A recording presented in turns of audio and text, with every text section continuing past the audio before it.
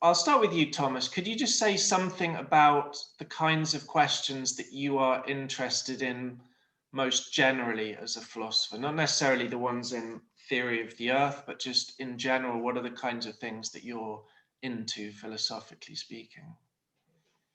Thanks, Anthony, and thanks, Dorian, and thanks for everybody who's listening and taking the time to listen to the conversation. I appreciate it. Generally, so I'm a philosopher. I'm in a philosophy department. I'm interested in philosophy of movement and motion, which is unusual, I think, for philosophers. And that's partly one of my questions that I'm interested in, is why is it so unusual for philosophers to be interested in movement? Why is it that in the history of philosophy, philosophers have always thought about movement as something explained by something else? It seems like it's not just enough for things to move. There has to be some mode of explanation, some other thing that doesn't move that causes things to move. And my question is why? Why can't there be motion without explanation? And what if there was? I mean, I think that there is, and I think a lot of physicists think that there are as well. And why isn't that? What would it mean? What are the consequences for thinking of movement as a starting place for doing philosophy that's consistent with contemporary physics?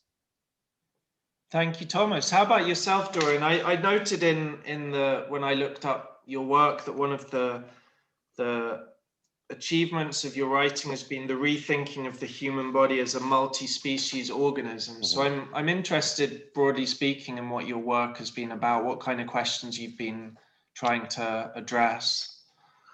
Well, selective but eclectic. I have an artistic desire to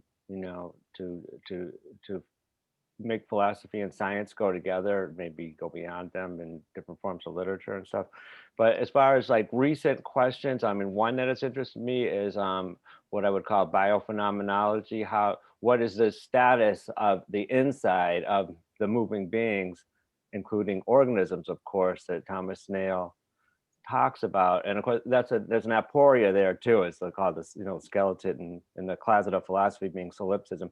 So one of the questions I would ask him would be about what is his view of brand of panpsychism that explains the relationship or approaches the relationship between mind, what is called mind, and matter, vis-a-vis philosophy of motion. As far as the multi-species thing, that is part of my long apprenticeship to my mother for decades until her death, about the role of symbiogenesis and evolution and global evolution. So that directly overlaps with, but more from a scientific standpoint, Thomas Snail's endeavor in this book.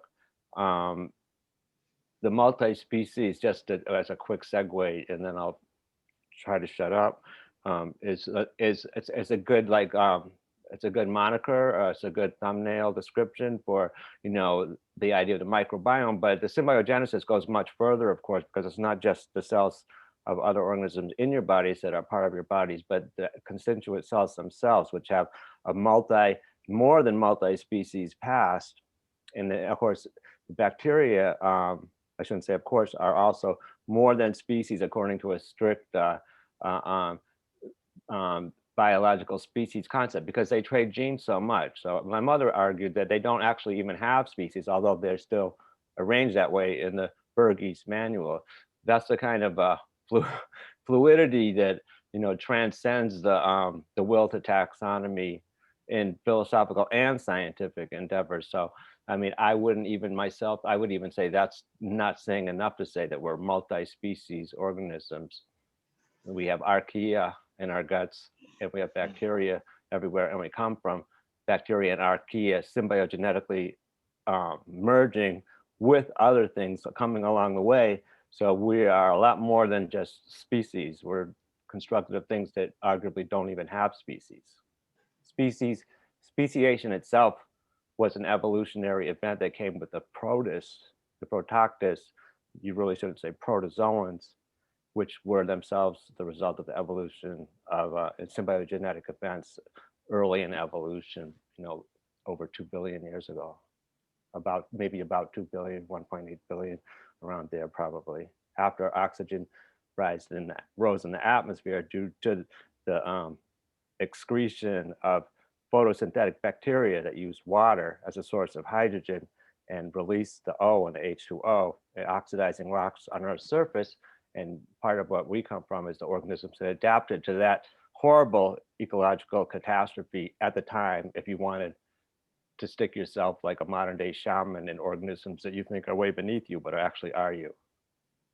Okay, thanks, Dorian. I thought I'd actually start with you before we turn on to Thomas's book. In the kind of blurb you gave on the back cover of the book, you referred to it as a much needed provocation to much in modern environmental philosophy. Could you say a couple of kind of more general points about what it was or what it is about Thomas's book that you think has this provocative element within either environmental philosophy or modern scientific or ecological thinking? Well, I'll just say it very simply. I mean, I think there's a richness and a synthetic adventure there that you don't see in narrow academic fields, including environmental philosophy. You know, what is the environment? I was in Brazil, and the indigenous people don't even like the word environment. Over time, that I've co-written, the house becomes the body. So what do we mean even by the environment? And they think they don't like that word because it sounds kind of like a sterile container. Alan Watts has this quote that he didn't attribute, so I don't know where it comes from, but it's a great quote. Earth is no more. Earth is no more a rock with some life on it than you are a skeleton infested with cells. So that's the direction that Thomas Nail is moving in, but I think he has a more kind of, you know, Lucretian physics even based thing, and the biological element isn't as foregrounded as it is in the work that I have done. But I find it very interesting, and especially because we have a complete confluence with the idea of dissipative systems, and that we are dissipative systems in a dissipative universe. And as I was looking yesterday at some of the reviews and blogs that were written about his work, that you know, more about the earlier books, ontology of matter and motion. No, it's being in motion and the ontology of motion. I think that you could consider galaxies and planets as being cyclical vortices in the same way that some of these dissipative systems are. So that's to me, that's a very attractive theoretical basis to understand life and non-life together, you know, in a variety of ways. And I do see some like important philosophical links between matter and mind from looking at our being and from that standpoint. Okay, so I mean, before we get on to the nuts and bolts, obviously Dorian just mentioned Lucretius, and I don't know much about Lucretius. He's considered a Stoic, and he wrote a lengthy poem called, no, who is he? He's considered an atomist. I mean, I take a bit of issue with it, but am I thinking the right person? De Epicurus? Naturae, yeah. There you go. So or maybe That's an the right book, yeah. Either way, Thomas, could you say something? Because actually, if I look at the index, he only appears on 2 pages of this book, but he's obviously been a very influential thinker on you. So could you say something about Lucretius as a thinker who's influenced you more generally, and then maybe we could move into some of the themes of the book via Lucretius? Yeah, I mean, Lucretius has influenced everything I've done. I mean, he's really at the heart for me of I mean, in a certain way of reading him. But I'll just say that if I could only say one thing about Lucretius, which given the time constraints, I very much probably only can, I would say that his concept, one of the things that makes him very unique in the history of philosophy is his idea of the swerve. And people often know this idea in his work, and it's often attributed to his, not so much his teacher, it's complicated, but Epicurus, who was a Greek philosopher writing before him. So Lucretius was writing in the 1st century BCE, and Epicurus was writing around the 5th. And Epicurus had a huge school, tons of followers. I mean, Lucretius he was a poet. He wrote one thing that we have. Mm. He was not exactly a diehard disciple of Epicurus, and people often read him that way. So my reading is to read him on his own terms. In any case, people often attribute the swerve to Epicurus, but we have no textual evidence at all to support anything of a swerve that was in Epicurus. Epicurus never says any word like that. It's all Lucretius, and Lucretius develops it in that poem, De Rerum Natura.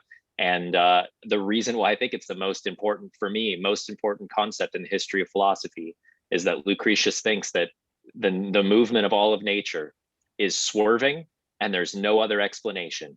He says it's incerto tempore incertisque loci. It just means it's indeterminate time and indeterminate place. Matter just swerves indeterminately. And you could see that philosophers are not going to be happy with that as a foundation. Like, whoa, nothing causes anything to move. There's no, I mean, Aristotle's whole project, you could tell by the late books of the physics, he's like, oh, wow, we really make sure the cosmos needs to move in a productive, orderly direction such that the good will flourish and order will prevail. You can't just say it's the swerve. What, like what kind of universe is just swerving? I mean, that's Aristotle's worst nightmare. But that to me is the most, because it's such a rare concept in the history of philosophy, just to say that everything swerves indeterminately and that all structure and all order emerge from a process of indeterminate swerving, it's very consistent in my mind to contemporary quantum physics, to quantum indeterminacy. And I won't get into all that, but I'll just tell you that that experimentally, that's where quantum physics is at. There is no higher explanation. I mean, that doesn't reach into the land of speculative metaphysics. Experimentally, we are dealing with indeterminate systems and fluctuations that don't obey deterministic laws. So anyway, I think it's a very important concept, and that has influenced, to me, that was an angle to very much thinking about the history of the Earth as a turbulent, swerving system, as the cosmos as well, but also the Earth, and that climate change is one of those things that really makes you rethink the stability of the Earth. It's never been a stable system. It's always been a deeply turbulent one, and so I wanted to retell the story of the Earth from the perspective of a deep material turbulence. Anyway, I'll stop there. Thank you. That was very, very good oversight. I mean, where do you stand on the whole stability instability thing, Dorion? I don't know if Lucretius is part of your catalogue of favorites. No, I'm very interested. I would want to ask Thomas Nail about the relationship between Lucretius and Heraclitus, and Dionysus and stuff like that. But it's from in my writings and co-writings, which most of them are, described Earth as a metastable system. So I don't agree. I mean, it depends on what do you mean. What do you call stable? I mean, you're relatively stable right now, but other cells of your body are changing over. You're eating, you're excreting, you're breathing. But you have a metastability, and then like Samuel Butler said, an infant, you're more like another person at your age in many ways than you are like an infant. So you've gone through a kind of homeoresis, not to stay the same, but to have a stability over a sense of change. Oxygen in the atmosphere wasn't always there, and you could look at it sort of like the puberty of the Earth, to like kind of force a metaphor, because it had a big change early on. It was an anaerobic planet, but now those anaerobic environments are like inside the termites, inside the hindguts of termites, and the rumens of cows, in your own gut, underneath the soils, and other places where organisms that have a long legacy but are not able to survive in an oxidizing environment have hitchhiked and remained. So the old comes, and you could go into the fold, which is another thing that I'm attracted to learn more about Deleuze, through the idea of the fold and how that would apply. And I think that's woven in, so to speak, to the some of the rhetoric, metaphorics of the Lucretian view that Thomas Nail was alluding and describing. Yeah, I mean, I think that's, I agree with all that. I mean, I think metastability is a preferred way to think about any kind of stability that we're going to say that's out there. It's all some degree of metastability. You know, like Dorian was saying, at the planetary level, at the microbiotic level, we're just looking at kind of their metastable systems. Energy's coming in, energy's going out. And that's why I use this image of the loop. You know, I mean, the fold is all over the place, and Deleuze gets it from Bergson and all these other people. But to me, I think about that fold as a kind of metabolic fold, which is that energy comes in, cycles through, and then it goes out. And to me, that's a cross thing of all reality. Everything does that some degree, where it cycles through. On Lucretius, where he says this is the way to think about Lucretius's philosophy, and I find it really compelling, is homeoresis. So people often use the term homeostasis, like there's like a stability, some kind of equilibrium. But homeoresis, the rhesis comes from that Greek word rio, which means to flow. And so I think that's just such a wonderful image to think about reality with, across scales. And as a philosopher, that idea is at the heart of my philosophy and everything that I think. And so this is the book, Theory of the Earth, is rethinking all of Earth's systems from every scale. I mean, and some of the cosmic as well, as metastable systems, as homeoretic systems, as opposed to being static or not static. I mean, there's nothing in the universe that doesn't move. So it's only a conceptual dualism to say there's anything static at all. When you find something static, let me know, because I'll be really wrong about a lot of things if there's anything static in the universe.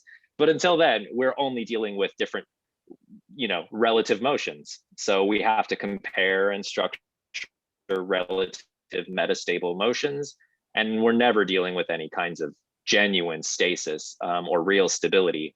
But I think that's kind of the weird thing in human history, is that we've just kind of grown up in this, the Holocene, where it's been relatively stable compared to other major geological epochs. And so we have this kind of distorted view, essentially, of how stable things actually are.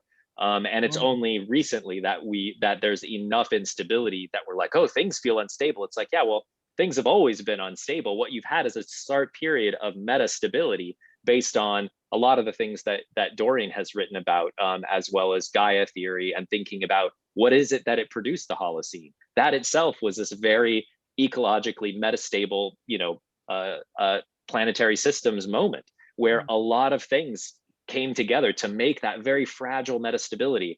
And now with climate change, I mean, we're screwing that up. That, to put that mildly, we are screwing up that homeostatic moment for ourselves as a species.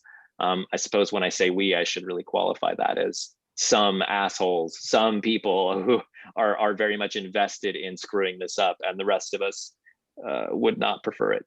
Anyway, I'll stop, but I'm with Dorian on all the stuff about metastability.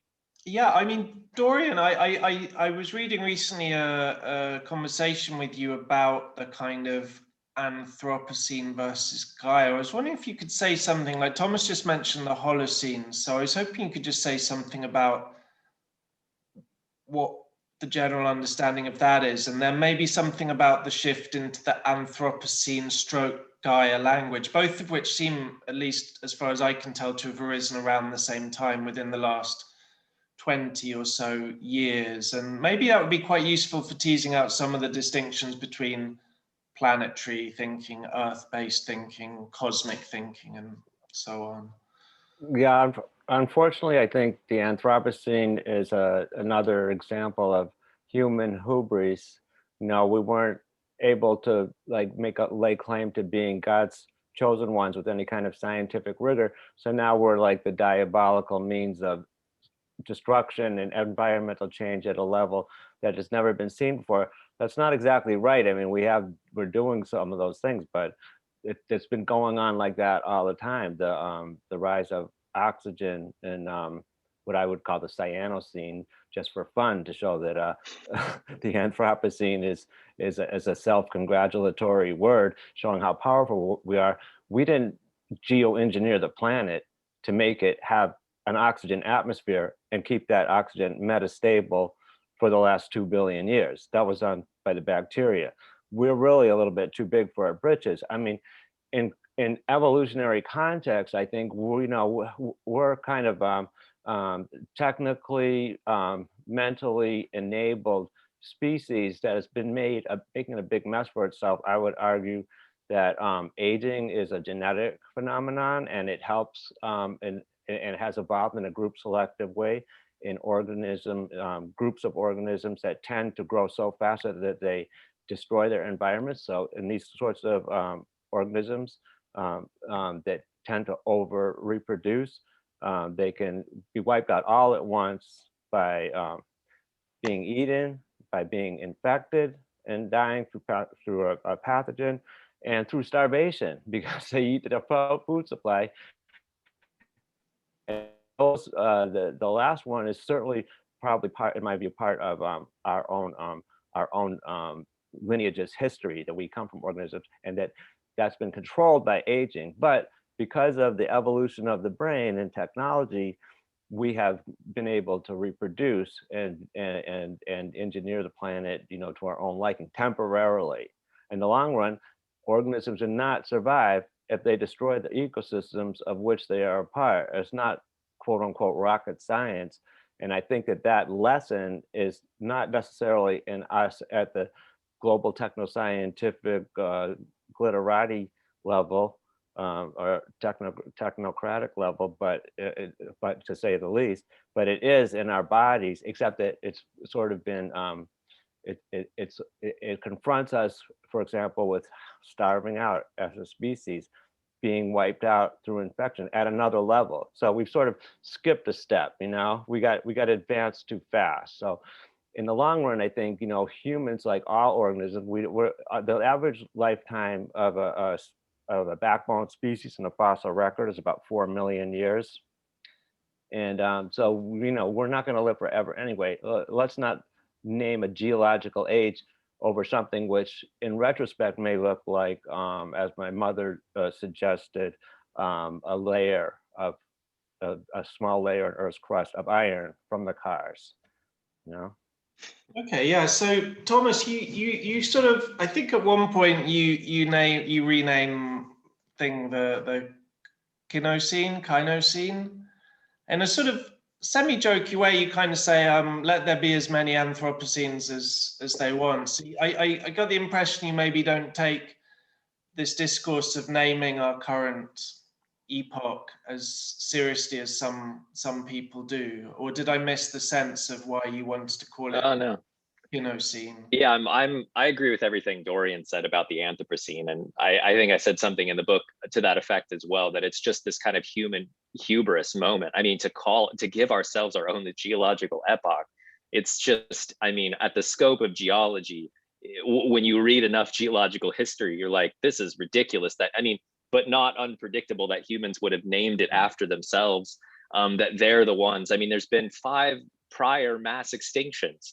I've heard people say things like only humans could have, it made themselves extinct and come on, like Dorion just gave one, and we could give 4 more mass extinction events in Earth's history in which species have gone, huge amounts of species have gone extinct, and that didn't require any humans at all.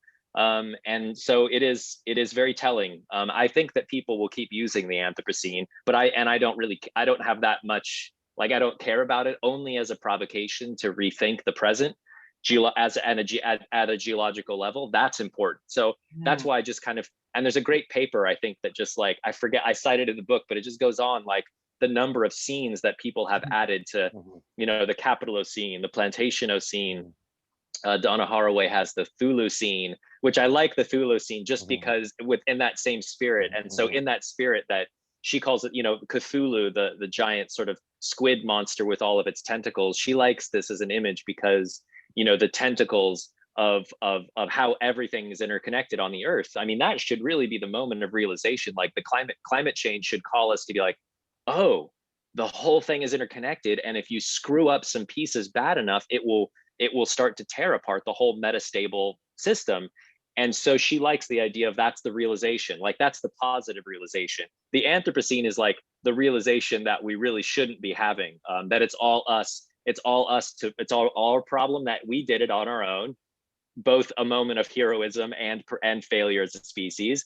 But on the other hand, it's like that we can fix it. Because think about what the Anthropocene means. If we're the cause of it, we can be the fix of it. And that's another central thesis of the book too, is that the earth is not something that you can just construct, that humans have it's not just some manipulatable system of classical mechanics or something like that. It's, that's a very important realization about the nature of the earth. One, that it's tentacular and it's all interwoven, and all the planetary systems are together. But also that it's a process that is turbulent, that it swerves, and it's not something you can control. And you should expect that there's going to be enormous nonlinear results, unpredictable outcomes, and that all the proposed solutions to remedy climate change, involving dumping certain chemicals into the atmosphere and so on. I mean, these are sort of, I don't know, I think these are totally ridiculous, even though the simplest ones are like not even, they're on the table, just like replanting the 3 trillion trees we've destroyed on the planet. Like that's a start. That would be, to me, a legit starting point for dealing with climate change. But now there's got to be some technological solution. We can't let trees do it. We have to be the ones that save ourselves. Anyway, so I just call it the Kenocene, just to add on another interpretive layer to think about the dimension of the present. But think about this for a second. If geology is these sort of layers, these strata, in the way that we study them historically, one of the weird things about our moment of geological history is that all of the like a bunch of minerals that have been removed from the earth are now flying all over the place. We have now of a layer, I mean, that's above the earth, just out in space, floating around, of space junk, at just absolutely crazy speeds. Now that's a layer of the earth that we've dug up out of the earth, thrown up into the atmosphere, and now it's circulating.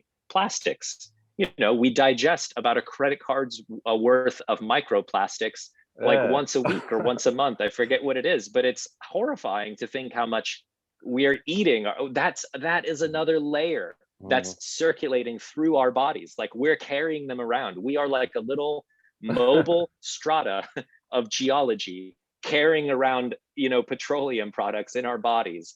I mean, that's not to mention, refrigerated trucking and the whole world of automobiles and airplanes that are also a kind of very mobile geological layer of metal around the earth. Like Dorian was saying, like will be, the little layer of iron where our cars will be in the future. But right now, all that stuff is very mobile, and it's in the atmosphere and it's in the outside of the earth.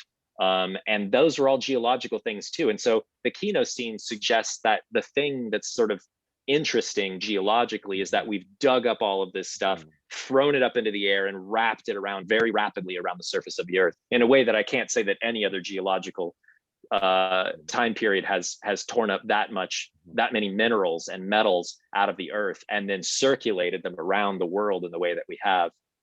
And that also reiterates something that my mom said when asked about Lynn Margulis about our species, that we're not special, we're just different. So and that's why Kenocene is better than Anthropocene by a long shot, because it's pointing to a specific difference. It's not an empty gesture of self-aggrandizement to get geoengineering contracts with sketchy, military contractors and stuff like that.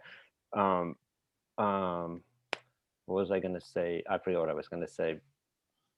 Well, I mean, Thomas, one of the things I was going to ask you, obviously you've given something about Earth, but it seemed to me that all 4 of the words in the title of your book had a certain significance. So if you've given something of a sense of what you mean by Earth, when you say the Earth, that tends to mean it's maybe a single entity. I mean, I suppose I'm just wondering, when you say the Earth, what kind of thing is an Earth or the Earth, such that we can think of the appropriate participle or whatever it is to use. And I just real quick, the thing I forgot I was going to say was that it's also it's also sexist.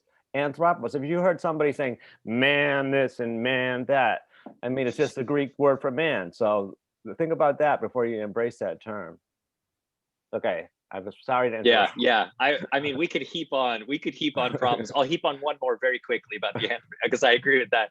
But also, it kind of throws all humans under the bus there. Like the anthropos. First of all, not all men. Second of all, not all humans are doing this. It's like capitalists. You know, it's not everybody on this planet that is guilty of this problem. It is very much one major system of global capitalism that is invested in the project of unlimited growth at the expense of the rest of the ecosystem. So the fact it's like, oh, humans this and humans that's, like, come on, most of this planet is not, this is not their fault.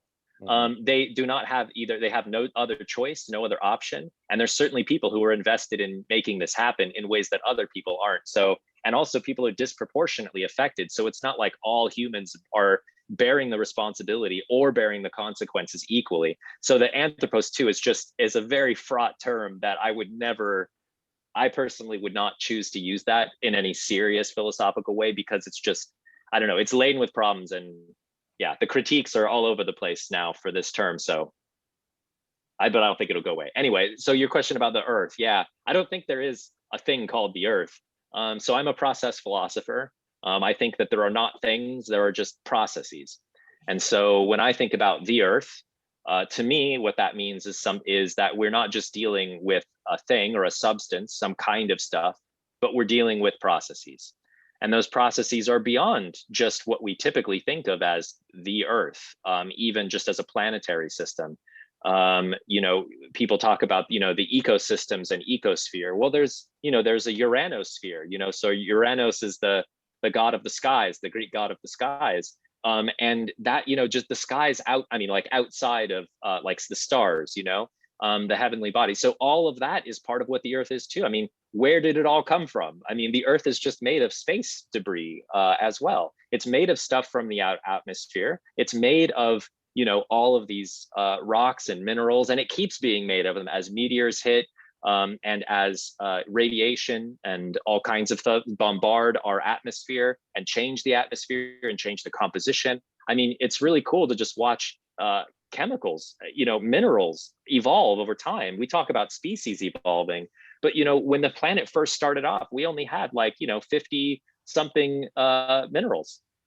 And over time, more and more and more add up and they mix together and they produce new composites. And now we have hundreds, and some of those are made by humans, and some of those are just occurring because they mix together on the earth. The earth is really this constant process of metamorphosis. So, and it's constantly being bombarded by different, you know, bodies, but also radiation from the cosmos. We're sustained by all of that. I mean, obviously the largest bit of energy would be from the sun, but all of that is just running through this planet. Even though a small bit of sunlight actually hits the earth from the sun hits the earth, you know, Dorion and Eric Schneider in their book Into the Cool talk about this as a kind of gradient reducing system, and I think that's such a great idea, because the sun is this incredible amount of energy, and that energy, you know, spreads out, and a part of it hits the earth, and the earth sort of, you know, breaks it down and digests that and metabolizes and breaks down that energy from hot to cold, and then releases it very slowly in its most broken down form out into space. So you have empty space where it's very cold, and then you have the sun where it's very hot, and the earth is like, you know, all these little whirlpools and vortices and branching fractals that break and dissipate all that energy into space. And I don't know, when I read that, you know, in their book, it was a very different way of thinking about geology and the history of the planet, of what our planet is doing in that larger cosmic picture. You know, we're breaking down a gradient. And we're a dissipative system breaking down that gradient. And everything on this planet is doing its own to break down all that energy. Yeah, I would add that, you know, I came up with a kind of a metaphor or a motif to describe this process. No organism can use heat. There's a couple important points here. It can use heat as a source of energy. And the plants and the photosynthetic bacteria are using solar energy. There's organisms that are using inorganic chemical reactions for their source of energy. There's organisms like us that are feeding off of other organisms using oxygen for energy. There's a lot of different metabolic modes. We're just part of one.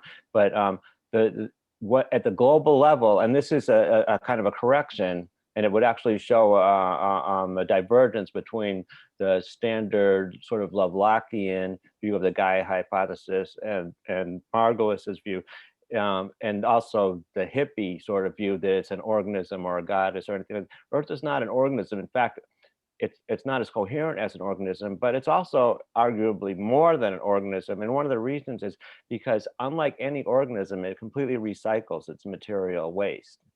And so what is coming in, aside from the space junk going out and some meteoroids coming in, is basically solar energy, which is being used by life, and then it's basically producing heat away from the surface, which makes it cooler than you would expect otherwise.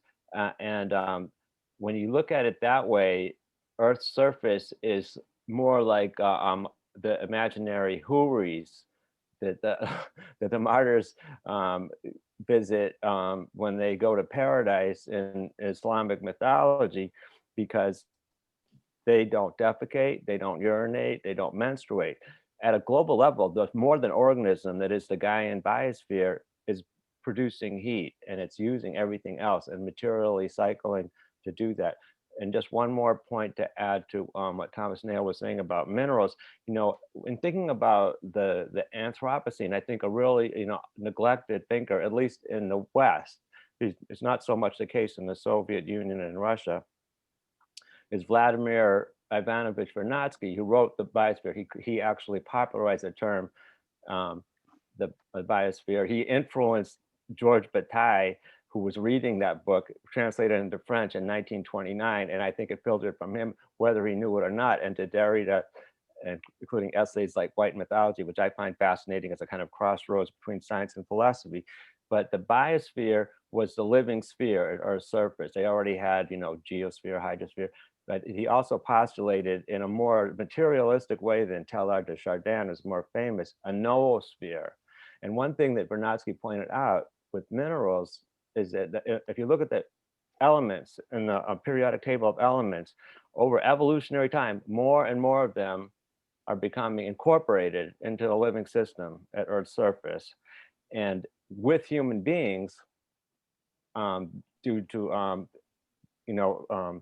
high energy physics experiments, even elements that haven't been seen in this part of the solar system for billions of years are fleetingly produced, like in super colliders.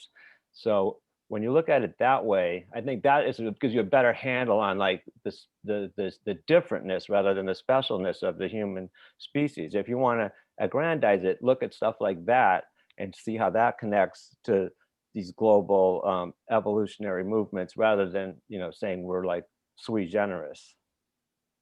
Okay, smashing. I mean, it's probably worth turning to the Q&A now. And in fact, one of the areas that we didn't touch on as yet, or maybe it was touched on implicitly, is the area of ethics. So Thomas, in your book, you talk about theory, history, and ethics. And I think we've touched a bit, maybe not enough, but it's a short conversation on theory and history. But Rene, who's joining us from the Netherlands, hello Rene, asks, Thomas, the third part of your book is on a new kind of ethics relating to the earth. I would like to hear a little bit more on this.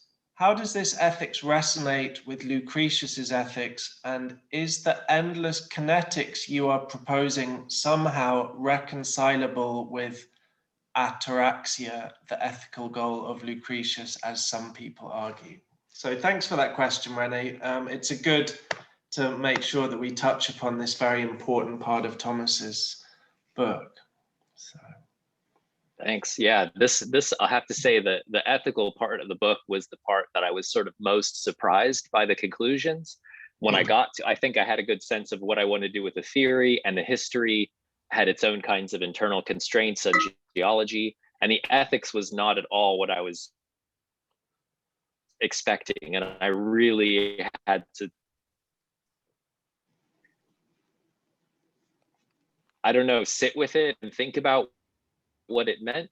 I will say what, and in particular, it comes out of a I don't know, one specific diagram with there's trees. When I learned in the book how much energy trees dissipate, they only retain 1% of the energy to reproduce the biomass. The rest of that is, but that image to me, it really got me thinking, and I was wondering, well, how much energy are trees really dissipating? And so I looked up the numbers, and there's this guy, Vasilev Smil is his name. Vaclav, thank you, Smil. Vaclav Smil. And this guy is like, he's just, nobody else is out. This guy's like 1 million books just calculating the energy of everything you can possibly think of. And it was interesting because, anyway, this is all about ethics. I promise it will get to the ethics part, but this is the starting point, because I was very much thinking about rethinking ethics at an energetic level. I mean, reading Bataille, and thinking about what ethics meant at a planetary level. It's not the same. I mean, so I should say just from the get-go, like, I'm not a metaphysical philosopher, like I'm not looking to things outside the world or moral systems or goods. Like, I don't think that nature has any intrinsic goodness, or it's not, we don't have to do anything by nature. Nature doesn't command us to do X or Y. If we want to commit suicide, we very much can do that as a species, as an individual. I'm with Camus. I think that's a fundamental philosophical starting point. Do you want to live? And if the answer is yes, okay, let's start talking about it. Now we can start going. If you want to die, then just go ahead. That is your right. That is the starting point, is suicide. But we should take Camus' question about suicide very seriously as a starting point for the species. Hypothetically, if we want to survive, then some things follow from that. Or just as a meta-ethical question, if you want to survive, what do we need to do to make sure, if you want to ask ethical questions and try to live ethical lives and get together with other humans and figure out what that's all about, there are some fundamental things that have to be in place in order for that to happen.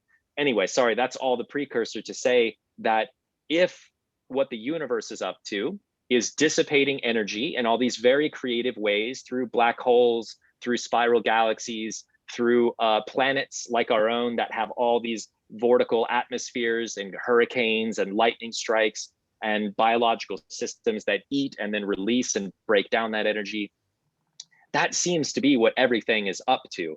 And if we look at what trees do in particular on the planet, they are one of the largest, if we were going to look at a group of organisms that are gigantic and that are just absolutely just dissipating so much energy. When you look at their biomass and you look at how much energy they dissipate per year, it is an enormous amount on the planet. And why am I mentioning trees? Because this is the number one thing. I mean, humans have wrecked all kinds of stuff in terms of land usage. Like, we have destroyed lots of habitats by building farms and growing food and all kinds of other things. But by destroying those ecological, rich, old growth ecological systems and tropical systems, but in particular trees, we used to have 6 trillion at the start of the Holocene.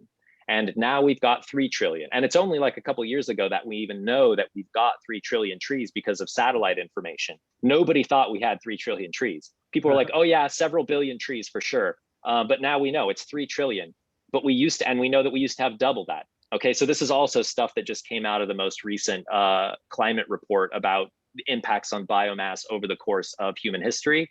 Okay, so all of this to say is that those trees were really, really, if you look at how much energy they release, and I've got a diagram in the book that I don't have in front of me here, and then the amount of energy that humans release, they degrade and use. We think, oh, we're using too much energy, we need to use less energy. It's not a question of too much or too less energy. The question is how we're doing it. What the planet is up to is using energy. All the organisms, our biological animal bodies are very efficient at eating lots of energy per our mass and breaking it down. And that is the thing, that you break down that energy, you share it with other organisms who then use that energy to do the same. And that is how all those systems works. And trees release that energy, share it. They create the weather, they create clouds, microorganism climates, and underground.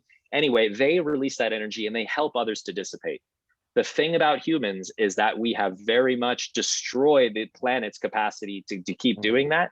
By destroying half the trees on the planet, we have reduced, if you like, let's just say, I'm going to include trees here, but I've done a lot of other calculations, but I can't say I've done all of the amount of energy. If we look at how much energy the Earth is releasing, how much it's breaking down from hotter to colder, that we would get some kind of number, okay? And most of that number would be what trees dissipate. Trees, because they cover the surface and they are absolutely just dissipating 99% of what they're taking in. That makes them enormous dissipators. In any case, and their biomass is 80% of the biomass on the planet, so that's a lot. So anyway, by destroying half, we've essentially reduced by half, almost, but basically about half of the energy being released on the planet. Humans, they're not even on the same scale, like orders of magnitude lower. Our greatest amount of energy release is not even close to what trees do in a year. That like really blew my mind. And I had several other people double check me, and I researched this with Smill and a friend of mine who does maths, and we were just like, how can this possibly be? But it's true. And so okay, ethics, back to this question of ethics is, if we want to survive, we have to dissipate energy in a way that increases the overall planetary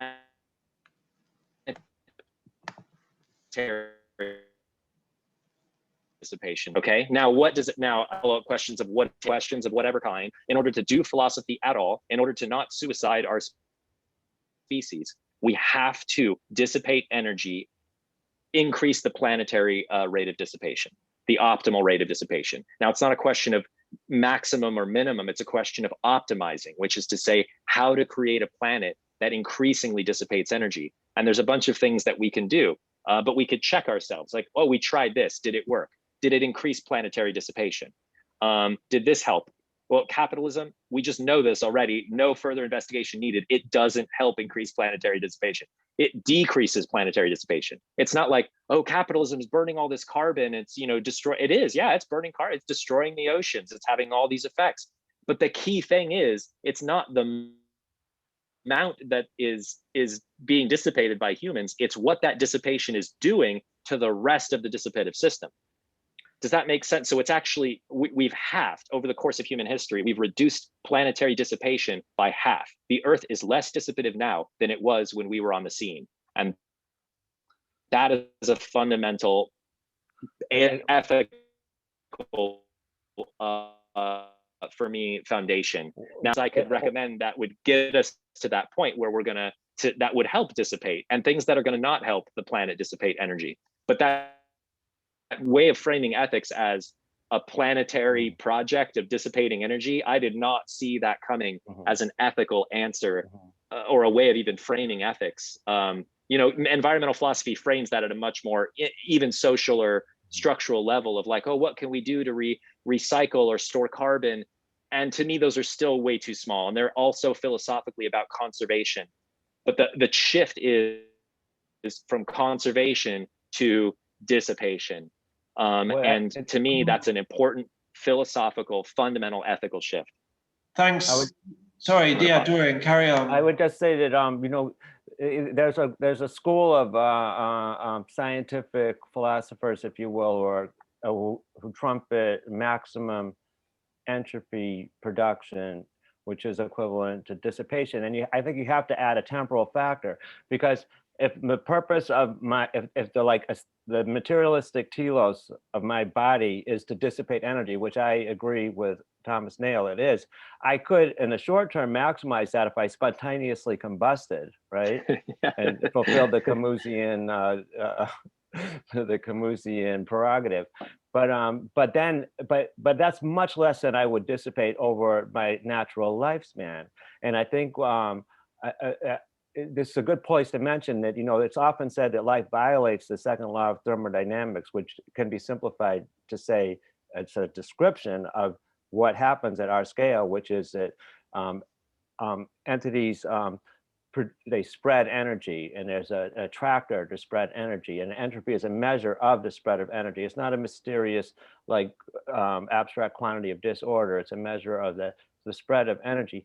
And we want to be able to continue doing that because that's our bodily pleasures are associated with that. Eating is associated with that. Sex is a way of arguably repeating that in another being. So it seems like we are in sync with the universe's desire, if you will, to produce entropy.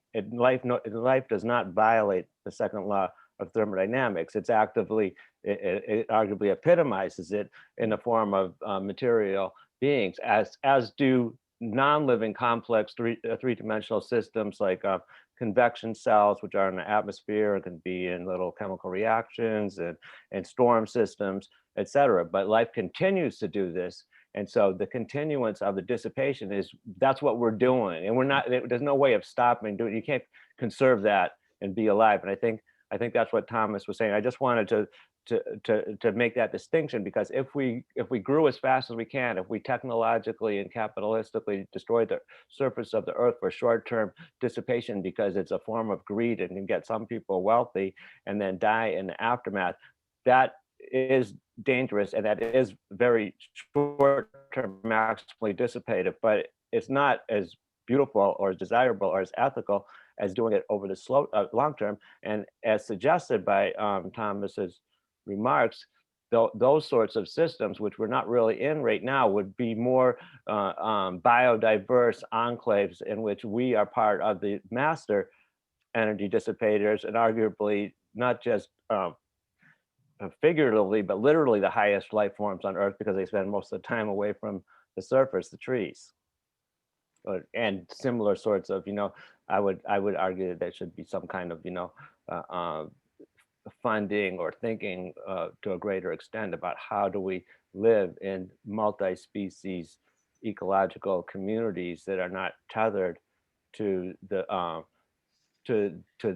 centralized ecosphere. There's, just very briefly, there's a guy named who has criticized the standard explanation for the creation of Earth's magnetic field, which since the 1950s has been thought to be through convection of iron in the mantle, which is the part of the Earth beneath the crust above the fluid core, which was discovered by Inga Lehmann, and the solid core. He thinks, and this guy, J. Marvin Herndon, was praised by Inga Lehmann, the Danish seismologist who discovered Earth's solid and fluid core, that in the solid core of Earth, there is uranium, which is the heaviest of the elements that would have gone into the center of the Earth, and there's natural nuclear fission happening, and that is creating inside the upper part of the solid core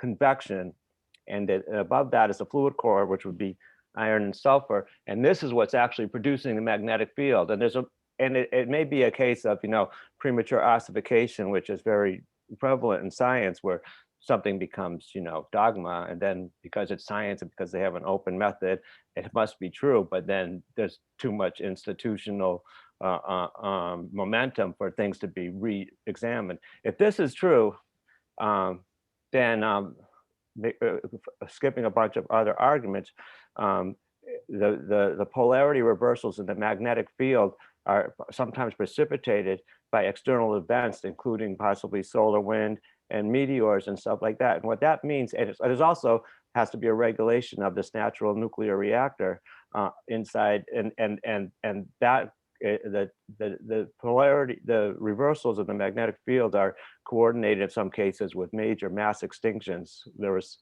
5, not including the cyanobacteria, and then we are arguably the 6th. If that's the case, then this creation of a magnetic field could go very easily. And this is an example of what we might be missing by not being decentralized ecologically. Because if that happens, there goes your internet. You're not going to have an internet because the solar wind is going to come in, and there's not going to be a magnetic field. So that's how tenuous, in a way. It's an example. It's a really cool apocalypse for a movie maker, but it's also an example of how tenuous is our supposedly all-powerful global technological civilization.